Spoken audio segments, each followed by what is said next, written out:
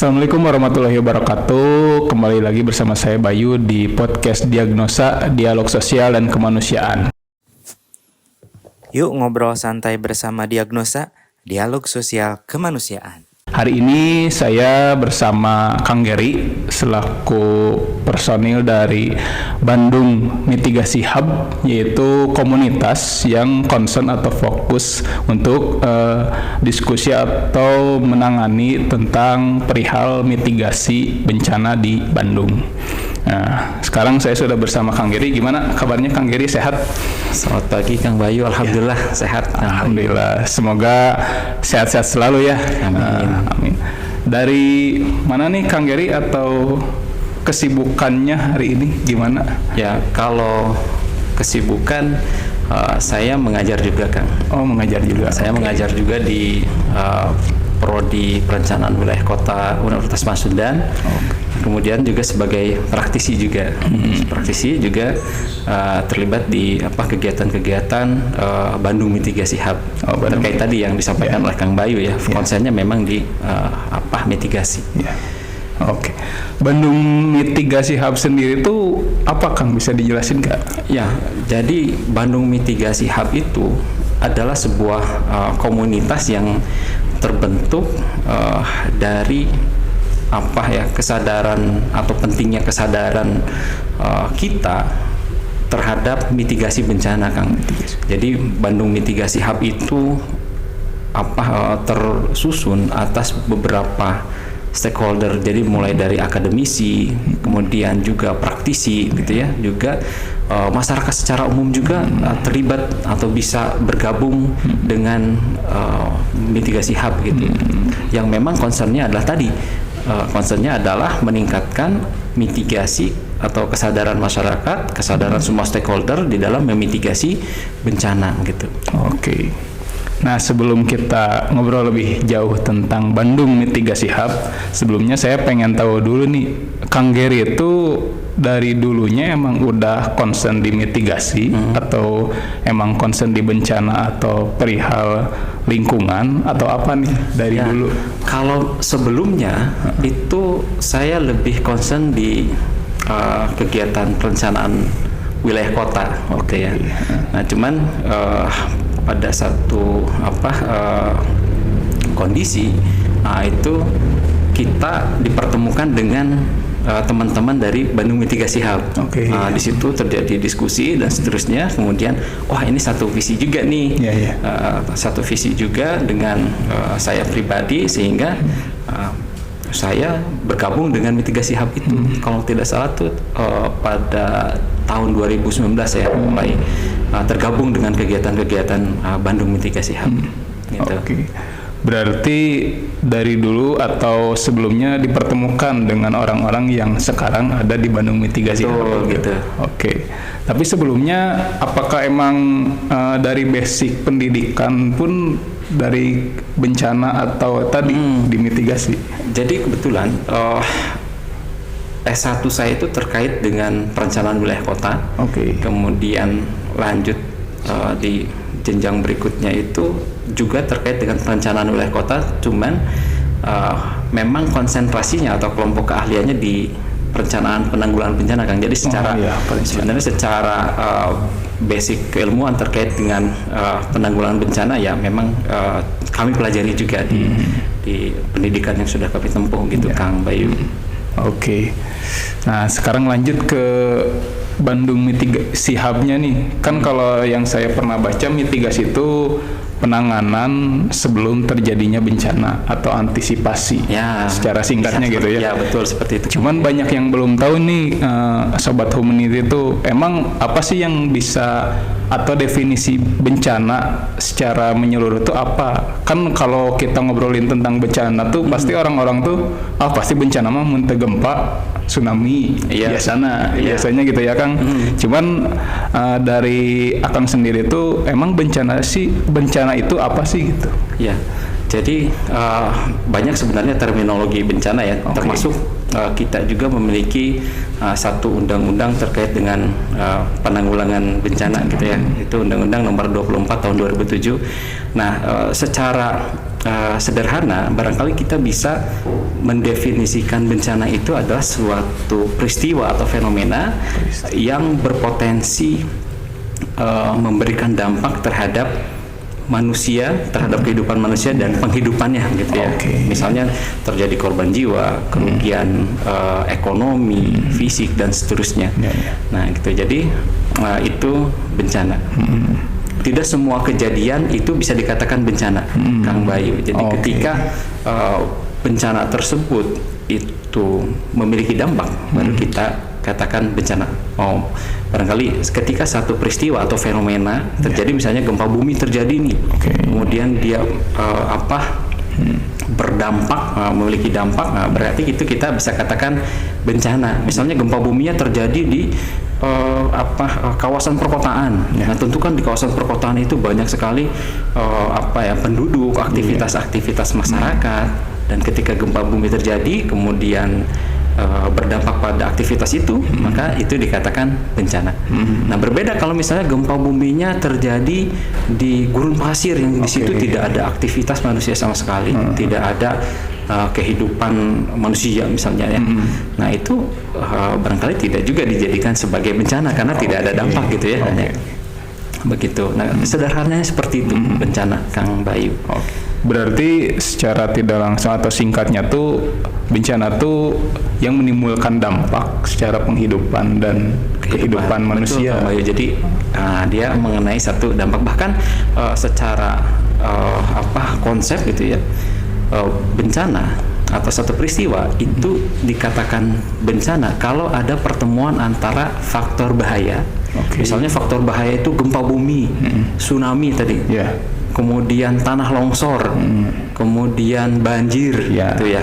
Kemudian bertemu dengan aspek-aspek yang rentan. Siapa aspek yang rentan itu?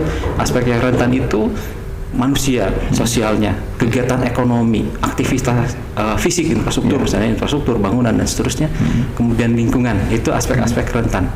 Nah, ketika terjadi interaksi antara bahaya tadi ya dengan aspek rentan tadi yang kita sebut dengan kerentanan, nah maka itu bisa terjadi bencana gitu, Kang Bayu. Secara konsepnya seperti itu. Berarti itu berlaku untuk manusia aja, tidak untuk makhluk yang lain gitu? Bisa juga. Jadi bisa juga. Secara sosial tentu kita berbicaranya manusia. Nah, nanti secara ekonomi barangkali ada juga nih yang kaitannya misalnya tambak ikan. Tambak ikan terdampak tsunami misalnya. Atau misalnya gelombang ekstrim di daerah pesisir sana. Nah, itu kan makhluk hidup juga. Nah, kaitannya juga dengan ekonomi. Gitu dan seterusnya. Nah, terus seberapa pentingnya sih mitigasi buat khususnya warga Indonesia gitu, buat agar bisa setidaknya tahu ilmunya tentang bencana atau antisipasinya gitu. Baik, jadi sebelum saya mengulas mitigasi, barangkali di dalam penanggulangan bencana itu ada 3 fase, Kang Bayu. Jadi ada fase pra-bencana, ada fase saat terjadinya bencana, dan ada fase pasca bencana. Gitu ya. Nah, pada saat ini di dalam penanggulangan bencana sudah ada pergeseran paradigma yang dulunya itu kita masih fokus di tanggap darurat, Kang Bayu. Jadi masih fokus tanggap darurat. Nah, sekarang paradigmanya sudah menuju ke bagaimana kita mempersiapkan diri, ya, meningkatkan kesiapsiagaan kita dengan apa? Misalnya salah satunya dengan mitigasi, kemudian dan usaha-usaha pencegahan lainnya. Fungsinya untuk apa? Jadi tujuan dari mitigasi ini adalah untuk mengurangi risiko bencana. Mengurangi risiko bencana. Dengan kata lain, kita ingin mengurangi dampak yang dihasilkan ketika bencana terjadi. Gitu. Jadi fungsi mitigasi intinya adalah itu, Kang Bayu. Mengurangi resiko bencana. Karena kan framing dari orang-orang atau masyarakat di Indonesia tuh bahkan bencana itu tidak ada yang tahu gitu kan ya Kang. Terus kan karena bencana tidak ada yang tahu, jadi kuranglah rasa kewaspadaan terhadap diri atau lingkungannya gitu. Makanya mungkin sangat penting ilmu mitigasi ini buat masyarakat gitu ya. Sangat penting, Kang Bayu. Jadi itu justru karena kita nggak tahu kapan terjadinya bencana, nah kita harus siap-siap nih dari sekarang gitu kan. Jadi nggak bisa nih kalau misalnya ini bencana akan datang baru kita siap-siap, kan kita nggak tahu tuh kapan. Atau minimal misalnya banjir kadang-kadang kan ada early warning system atau sistem peringatan dininya, atau tsunami ada sistem peringatan dininya gitu ya. Nah ketika terjadi sirine tsunami misalnya, kita baru siap-siap, udah telat itu. Iya, udah telat. Nanti dampaknya juga akan besar, Kang Bayu. Jadi fungsi mitigasi itu kita sudah mempersiapkan dari awal. Termasuk mitigasi itu bukan hanya tugas pemerintah, Kang Bayu. Jadi mitigasi itu sudah semua stakeholder. Jadi kalau misalnya kita mengenal ada pentahelix, itu semuanya terlibat, itu baik dari sektor pemerintahan, dari swasta, kemudian akademisi, media gitu ya, dan juga masyarakat itu terlibat di dalam mitigasi bencana. Jadi agar kita lebih siap ketika bencana terjadi. Gitu. Kita ngobrolin perihal bencana nih, kan Jawa Barat tuh jadi salah satu yang potensi bencananya tuh paling banyak gitu. Karena terdiri dari beberapa gunung atau beberapa yang kayak dataran-dataran tinggi yang potensi longsornya gede gitu. Nah kan di Jawa Barat sendiri, khususnya di Bandung sendiri itu kan ada isu tentang sesar Lembang nih, Kang. Iya, sesar Lembang. Nah, apa sih yang harus kita ketahui tentang sesar Lembang gitu? Baik, nah barangkali diawali dengan sebenarnya sesar itu apa gitu ya. Jadi sesar itu sebagai patahan lempeng gitu ya, patahan lempeng bumi akibat adanya aktivitas atau gaya tektonik, Kang. Jadi aktivitas lempeng itu karena lempeng bumi kita ini bergerak, Kang. Bergerak. Jadi pergerakannya itu ada tiga, Kang. Jadi ada pergerakan lempeng yang saling menjauh, gitu ya. Ada saling menjauh. Kemudian ada yang saling mendekat sehingga bertabrakan. Gitu. Ada yang saling bergesekan, Kang.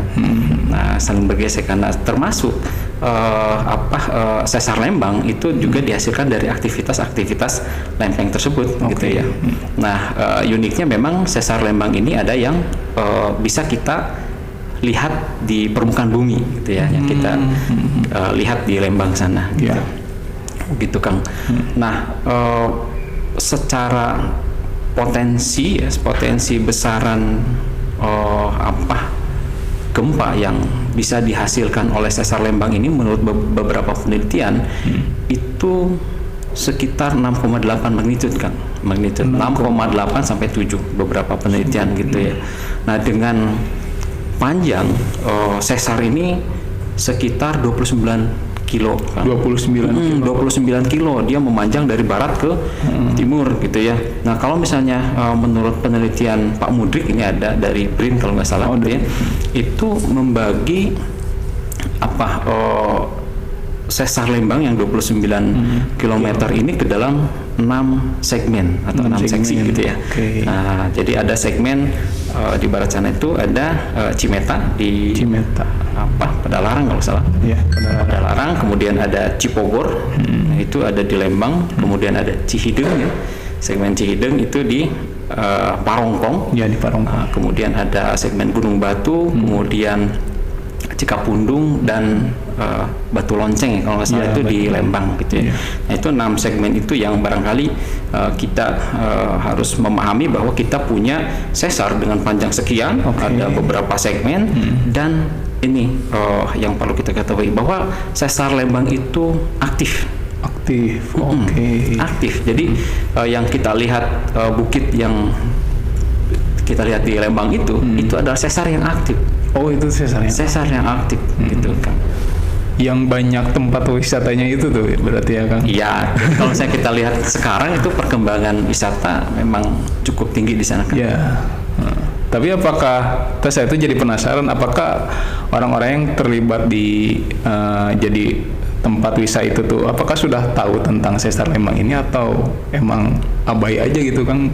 Ya, mereka. Saya pikir saya belum begitu tidak bisa mengatakan secara pasti apakah para pengusaha di sana mengetahui potensi bahaya, potensi bencana dari sesar Lembang atau tidak ya barangkali.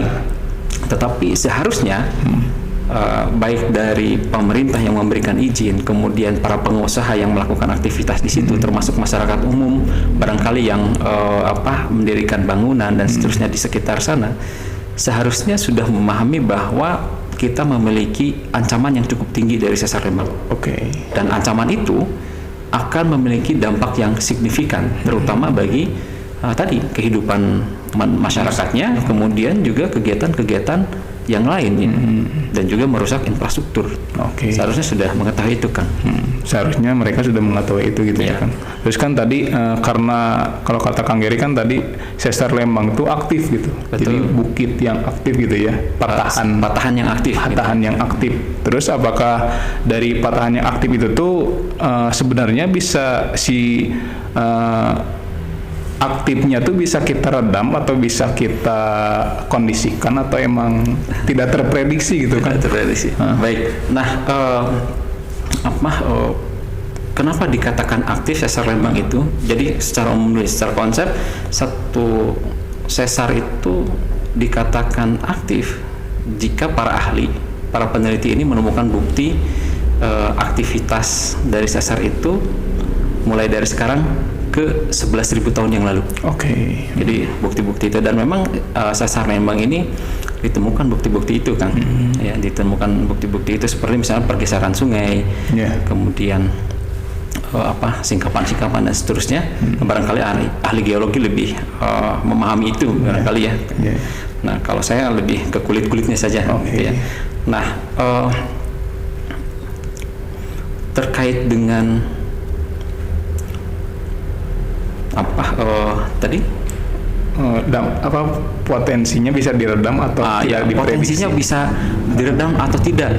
Nah, saya pikir agak sulit untuk meredam energi dari sesar, karena energinya sangat besar sekali gitu ya. Dan memang aktivitas sesar Lembang ini dari beberapa penelitian, meskipun masih berkembang penelitian ya, nah itu pergerakannya juga atau terjadi pergerakan lempeng gitu ya. Misalnya penelitian dari Pak Abidin, kalau misalnya dari penelitiannya beliau itu pergerakannya 3, sekian sampai dengan 11 mm per tahun. Per tahun. Itu dari pendekatan geodesi kalau nggak salah. Nah, kemudian dengan pendekatan yang sama Pak Irwan Maulana kalau nggak salah itu juga memprediksi pergerakannya itu sekitar 6 mm per tahun. 6 mm per tahun. Kemudian Pak Mudrik juga demikian. Jadi Pak Mudrik, bahkan Pak Mudrik ini melakukan pendekatan yang lebih detail juga ya, terkait dengan geomorfologi lempeng kalau nggak salah, atau ya saya lupa itu pendekatannya itu. Nah, beliau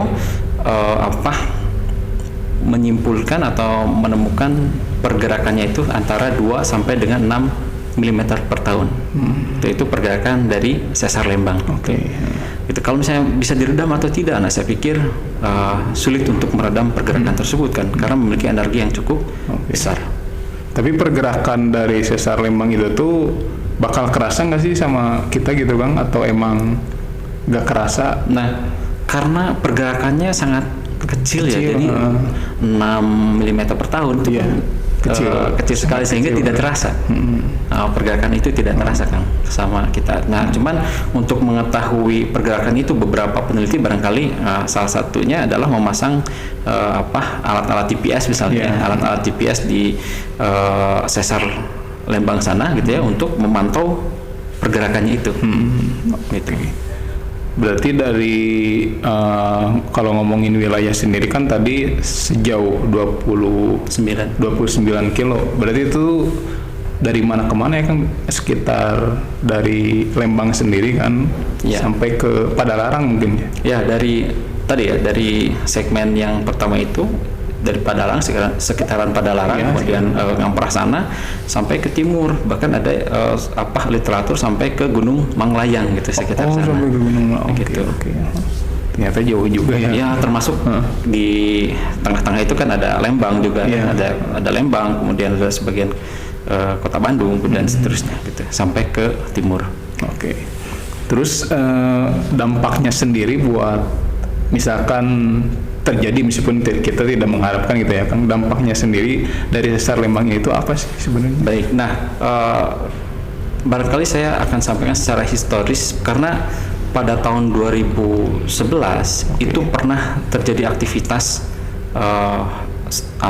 sesar tersebut ya, sesar Lembang ya. Kalau tidak salah itu sekitar magnitudo 3,4 ya. 2011. 2011 itu. Nah, itu dampak dengan dengan magnitudo 3,4 itu terjadi retakan-retakan di bangunan-bangunan masyarakat. Ya, bahkan kalau misalnya struktur bangunannya rapuh gitu ya, bahkan juga ada beberapa yang sudah mulai terkelupas gitu, atau misalnya rusak lah gitu ya. Nah, itu 3,4. Nah, berdasarkan penelitian-penelitian yang ada saat ini, jika semua segmen bergerak secara bersamaan gitu ya, segmen-segmen tersebut itu mampu atau berpotensi menghasilkan magnitude 6,8 atau misalnya kita ukur di dalam intensitas ada yang namanya MMI kan, jadi itu untuk ukur intensitas. Jadi itu sebenarnya MMI ini sifatnya subjektif, artinya ketika gempa sekian tandanya lampu hanya bergoyang atau beberapa cuma merasakan gitu ya. Nah, berdasarkan penelitian itu potensi MMI yang bisa dihasilkan oleh gempa sesar Lembang itu MMI 7 sampai 8. 7 sampai 8. 7 sampai 8. Apa yang terjadi ketika MMI 7 sampai 8? Nah, itu pada bangunan-bangunan yang strukturnya kuat. Iya. Itu sudah mulai terjadi retakan-retakan dan pengelupasan tembok misalnya. Itu struktur bangunan yang kuat gitu ya. Nah, untuk bangunan-bangunan yang non-struktur artinya yang yang rapuh gitu ya, bangunan-bangunan tua dan seterusnya itu. Nah, itu berpotensi kerusakan yang cukup signifikan kan. Jadi hancur gitu, bisa roboh gitu. Kemudian itu dari segi bangunan. Juga berpotensi terhadap kerusakan infrastruktur. Infrastruktur gitu ya. Makanya memang nanti kalau kaitan dengan mitigasi, bagaimana kita membangun satu bangunan rumah tadi, kemudian infrastruktur, itu baiknya adalah bangunan-bangunan yang sudah menerapkan bangunan atau struktur tahan gempa kan. Gitu. Terus saya tuh penasaran, apakah sesar sendiri itu hanya ada sesar Lembang atau ada sesar-sesar yang lain gitu kan? Kalau secara umum di Indonesia banyak kan? Oh, banyak. Iya, karena Indonesia ini terbentuk dari tubrukan dari 3 lempeng kalau salah ya. 3 lempeng, ada aktivitas tektonik di situ yang juga dia berimbas pada banyaknya sesar yang dimiliki oleh Indonesia, mulai dari ujung barat sampai ke ujung timur itu kita kaya lah sama sesar-sesar, termasuk di Jawa Barat. Ini selain sesar Lembang kan kita mengenal adanya sesar Cimandiri misalnya. Ada sesar Baribis. Nah, itu adalah beberapa sesar yang besar juga di Jawa Barat, termasuk tadi beberapa waktu yang lalu itu ditemukan bahwa ada beberapa sesar baru misalnya ya. Misalnya sesar-sesar yang ada di Cianjur, kejadian gempa Cianjur kemarin, kemudian yang di Sumedang dan seterusnya.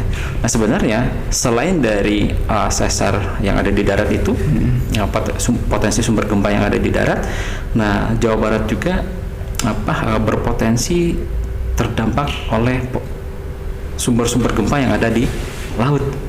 Misalnya kita ada zona subduksi atau Java subduction gitu ya. Ada zona-zona subduksi di laut sana yang memang salah satu potensi atau bahaya ikutannya selain gempa bumi adalah tsunami. Gitu. Tsunami. Nah, kalau di Bandung sendiri kan kalau udah dilihat-lihat sekarang gitu ya Kang, si kawasannya tuh terlihat sudah sangat padat penduduk gitu. Betul. Nah, apakah bangunan-bangunan yang ada di Bandung khususnya tuh emang bisa tahan gempa atau emang sebenarnya ini terlalu padat nih kalau secara tata kota gitu? Baik, betul, memang kota Bandung saat ini memang kepadatannya cukup tinggi ya, atau sangat tinggi lah untuk kepadatan. Nah, kepadatan bangunan yang tinggi itu dapat meningkatkan risiko bencana khususnya gempa bumi kan. Gitu ya. Jadi semakin tinggi kerentanannya yang tadi saya sebutkan di awal, maka itu akan meningkatkan risiko, termasuk bangunan-bangunan yang padat, penduduk yang padat, intensitas kegiatan yang tinggi itu bisa meningkatkan risiko tersebut. Nah, seharusnya di sini sudah ada usaha-usaha dari pemerintah di dalam menanggulangi potensi atau risiko tersebut dengan cara mengurangi kerentanannya. Kerentanan. Jadi kalau misalnya kita melihat konsep risiko bencana, itu ada aspek hazard atau aspek bahaya, ada aspek kerentanan, ada aspek kapasitas. Aspek bahaya itu seringkali kita tidak bisa mengintervensi aspek bahaya, tidak bisa menghilangkan itu. Betul. Contoh misalnya gempa bumi, mau dihilangkan gempa buminya kan nggak mungkin, hilangin aja sesarnya, kan nggak mungkin ya. Nah, artinya itu kita akan sulit untuk mengintervensi bagian bahaya itu. Nah, kemudian kerentanan, tadi saya jelaskan kerentanan itu ada masyarakatnya, kemudian ada kondisi fisik, ekonomi, lingkungan, itu yang bisa kita intervensi. Kemudian ada kapasitas yang bisa mengurangi risiko, itu juga kita bisa intervensi. Sehingga nanti salah satu strategi barangkali yang bisa digunakan untuk kota Bandung atau kota-kota yang lainnya gitu ya, itu adalah bagaimana kita bisa mengurangi kerentanannya dan meningkatkan kapasitasnya. Dari situ bisa kita turunkan jadi strategi-strategi, rencana pembangunan, pendekatan edukasi dan seterusnya. Gitu kan. Terus apakah di tiap daerah atau kawasan atau RW lah gitu, apakah penting ada satu lokasi yang sifatnya itu jadi tempat titik kumpul gitu, Kang? Ya, betul. Nah, sangat penting, Kang. Sangat penting. Betul. Jadi titik kumpul, kemudian jalur evakuasi, gitu ya. Nah, itu sangat penting ketika terjadi bencana. Fungsinya apa? Fungsinya adalah untuk mengurangi korban. Mengurangi korban, mengurangi risikonya. Gitu. Nah, itu sangat penting dan tidak hanya disiapkan, misalnya di sini titik kumpul, di sini jalurnya, tidak hanya itu. Tapi keberadaan titik kumpul, keberadaan jalur evakuasi itu harus disosialisasikan kepada masyarakat dan kalau bisa itu sampai disimulasikan kalau terjadi gempa, gitu ya, atau terjadi bencana misalnya secara umum. Itu harus disimulasikan agar proses evakuasi itu sudah secara otomatis dimiliki oleh masyarakat. Jadi kalau misalnya terjadi gempa, masyarakat sudah tahu nih harus ngapain gitu, kemudian harus lari kemana, lewat jalan mana gitu. Nah gitu.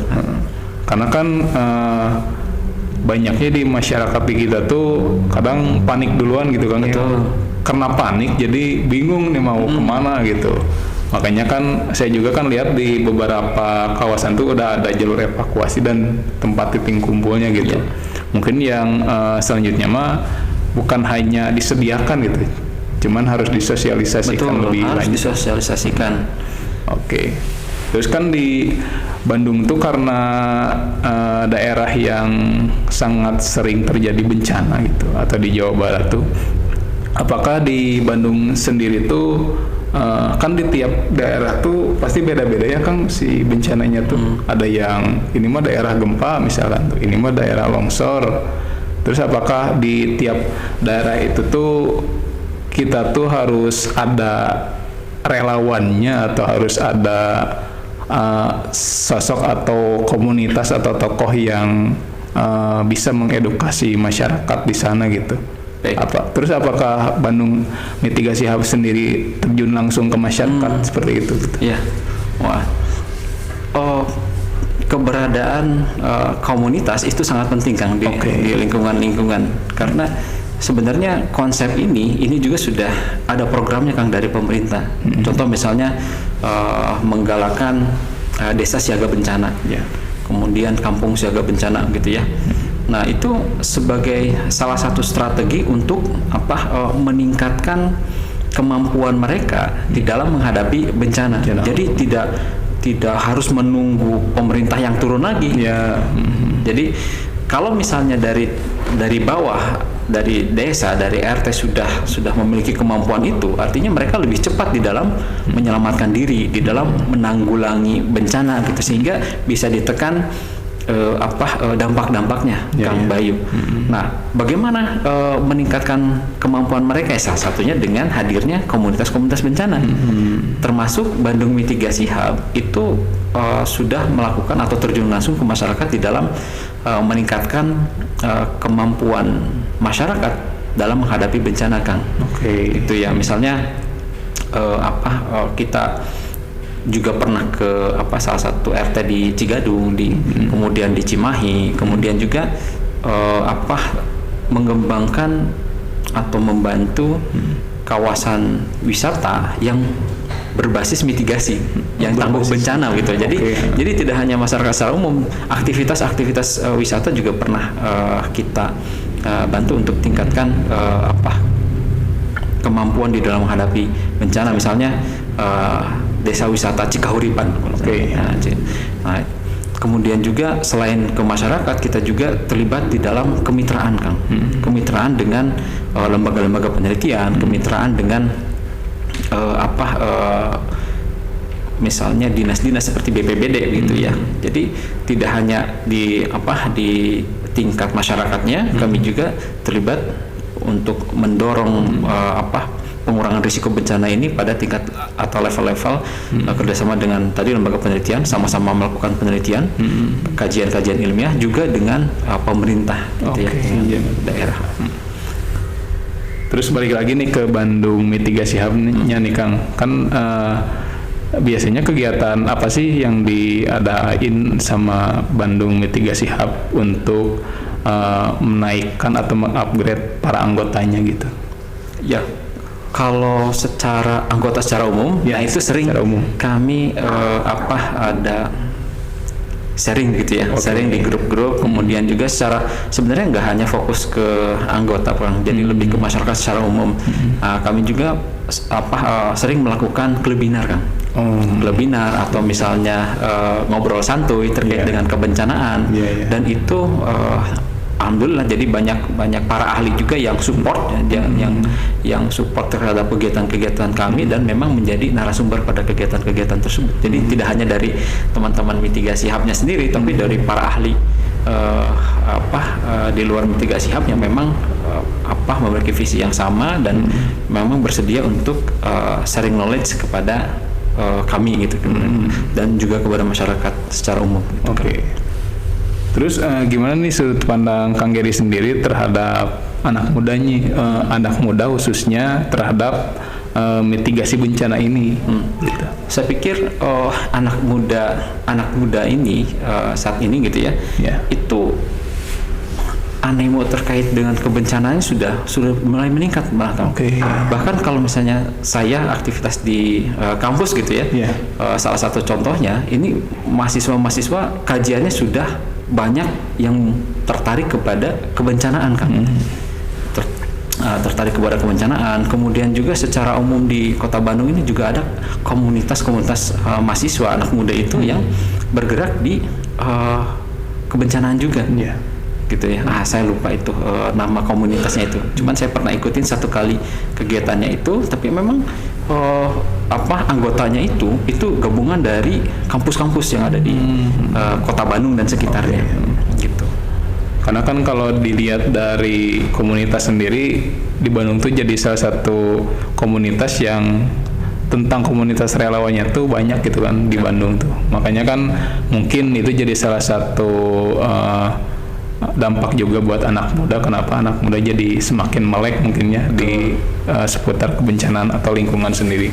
Terus apakah di Bandung Mitigasi Hub tuh atau hub tuh kita tuh bisa masuk atau bisa ikut jadi volunteernya, atau ada orang-orang yang sesuai spesifikasi khusus gitu? Gak ada, Kang. Jadi boleh siapapun boleh bergabung dengan kami di mitigasi boleh siapapun, Kang. Itu, dan tinggal ngehubungi aja ke sekretariat atau misalnya ke saya misalnya di sini kalau ada ini atau melalui Wan Umay. Nah, itu bisa bergabung dengan kami siapapun tanpa ada latar belakang akademik apapun. Boleh bergabung. Berarti nggak harus punya basic tentang bencana gitu ya? Nggak usah. gitu. Cukup tertarik dengan kebencanaan dan punya kesadaran terkait dengan lingkungannya, terkait dengan bencana. Nah itu ayo bergabung siapapun. Gitu Oke. Nah begitu. Jadi sangat mungkin obrolan tentang mitigasi ini tuh emang jarang diobrolkan di tongkrongan biasanya ya Kang. Cuman karena mungkin karena jarang diobrolkan di tongkrongan atau di diskusinya masing-masing tuh jadi ternyata penting juga kita. Justru awalnya di tongkrongan kan. Oh, awalnya di tongkrongan. Ini awalnya di tongkrongan, artinya ya kita ngopi-ngopi gitu ya. Di tempat ngopi adanya kita menyadari Bandung ini semakin padat kegiatannya, aktivitasnya semakin tinggi gitu ya, dan keberadaan Sesar Lembang ini menjadi terkadang kesampingkan oleh yang lain gitu ya, abai gitu ya kan, gitu jadi abai gitu. Nah ini gimana nih kita untuk meningkatkan kesadaran yang lain? Nah salah satunya ide tersebut menjadi salah satu trigger untuk dibentuknya komunitas ini kan. Itu justru dari teman ngobrol di tongkrongan akhirnya gitu. Berarti gitu, jadi buat sobat humanity gitu di tongkrongannya tuh jangan ngobrolin yang lain-lain, coba obrolin tentang mitigasi bencana gitu ya Kang, karena si Sesar Lembang sendiri pun itu tuh harus diwaspadai karena itu tuh aktif gitu ya Kang. Betul, aktif Kang. Oke, jadi gitu mungkin buat sobat humanity. Terus dari Kang Gary sendiri, apakah ada yang pengen disampaikan gitu buat para penonton sobat humanity gitu tentang mitigasi? Barangkali terkait dengan apa sih yang bisa dilakukan oleh masyarakat atau kita di dalam mempersiapkan atau meningkatkan kesiapsiagaan kita di dalam menghadapi gempa dari Sesar Lembang. Nah barangkali itu ada beberapa ya Kang yang bisa kita lakukan, misalnya pada tahap ketika gempa belum terjadi, sebelum terjadi bencana. Nah kita itu bisa melakukan pemeriksaan struktur bangunan kita Kang. Dari struktur bangunan. Nah itu apakah sudah ada yang rapuh atau tidak gitu. Nah karena kalau idealnya bangunan-bangunan itu harus sudah tahan gempa karena kita sudah punya SNI-nya nih, SNI bangunan-bangunan tahan gempa. Nah, barangkali kalau misalnya bangunan-bangunan yang sudah ada agak sulit juga, bisa juga dilakukan dengan retrofit misalnya dengan penguatan struktur. Nah, tapi secara budget barangkali perlu budget yang cukup tinggi.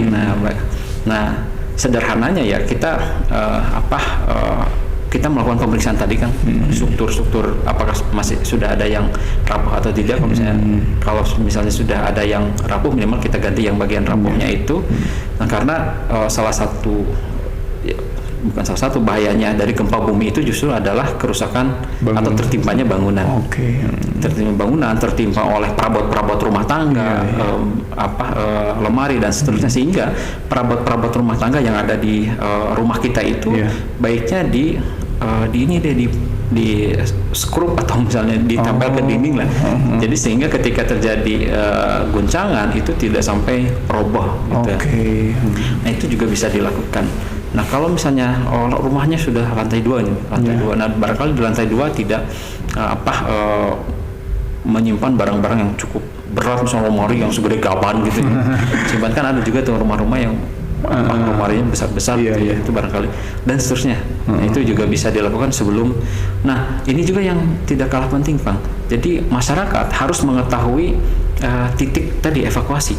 Jalur evakuasi harus mereka ketahui gitu. Jadi ketika terjadi kondisi darurat mereka sudah tahu gitu. Kemudian juga mereka harus punya rencana kontingensi di level keluarga dulu.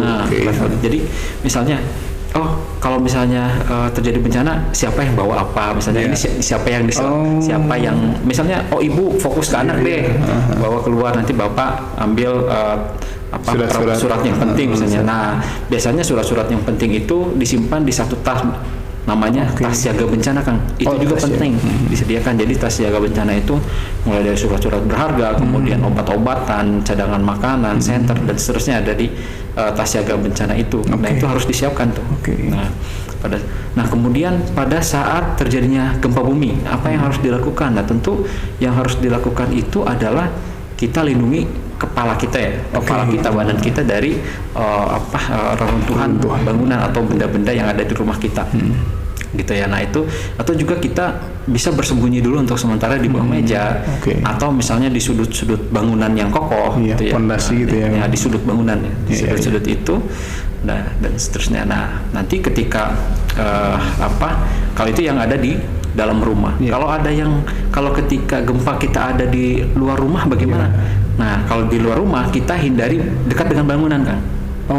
Takutnya terkena runtuhan, atau misalnya juga kita tidak boleh berada di bawah tiang-tiang listrik, atau misalnya di bawah pohon, itu kita hindarilah. Lebih aman di tempat yang lapang, lapang bola gitu, itu lebih aman. Nah juga kalau misalnya kita ada di mobil gimana? Nah itu disarankannya turun, Kang. Turun, turun, kemudian kita berlindung di samping mobilnya.